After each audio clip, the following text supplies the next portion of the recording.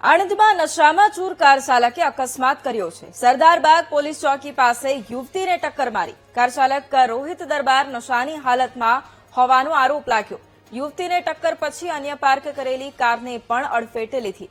અકસ્માતમાં વેદિકા નામની યુવતી ગંભીર રીતે ઇજાગ્રસ્ત થઈ છે અને પોલીસે ડ્રિંક એન્ડ ડ્રાઇવનો ગુનો નોંધી વધુ તપાસ પણ હાથ ધરી છે। તો આણંદમાં ફરી એક વખત કાર ચાલકનો કહેર અને નશો કરી અને કાર ચાલકે અકસ્માત સર્જ્યો છે। સરદારબાગ પોલીસ ચોકી પાસે યુવતીને ટક્કર મારી હતી અને આરોપી કાર ચાલક રોહિત દરબાર હોવાની માહિતી સામે આવી છે। અમે લોકો અહીંયા ટર્નિંગ થી એક્ટિવા પર હું સીટ ચેન્જ કરતી હતી અને એકદમ પછી ટર્નિંગ થી કાર આવી પાછળ અને આખી લાઈક એને અડાડી દીધી અને આગળ ગાડીમાં ઠોકી છે અને ફૂલ પીધેલો છે ગાડીમાંથી ઉતરે।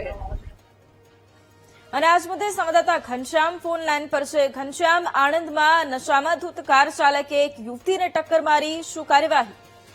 વૈભવી, ચોક્કસથી સરદારબાગ પોલીસ ચોકી નજીકની આ ઘટના છે ને ગત મોડી સાંજે એટલે કે રાત્રે એક યુવતી વૈદિકા નામની એક યુવતી હતી કે એક્ટિવા લઈને જઈ રહી હતી। તે દરમિયાન પાછળથી નશાની હાલતમાં રોહિત દરબાર નામનો યુવક પોતાની કાર લઈને આવ્યો હતો ને યુવતીને હડફેટે લીધી હતી। સમગ્ર ઘટનામાં યુવતીને ગંભીર ઇજાઓ પહોંચતા સ્થાનિકો દ્વારા તાત્કાલિક તેને હોસ્પિટલ ખસેડાઈ હતી અને નશામાં ચૂર જે રોહિત દરબાર છે તેને પોલીસ હવાલે કર્યો હતો। હાલ પોલીસે ડ્રિંક એન્ડ ડ્રાઇવનો ગુનો નોંધી અને કાર્યવાહી હાથ ધરી છે। વૈભવી, બિલકુલ આભાર ઘનશ્યામ તમામ જાણકારી માટે।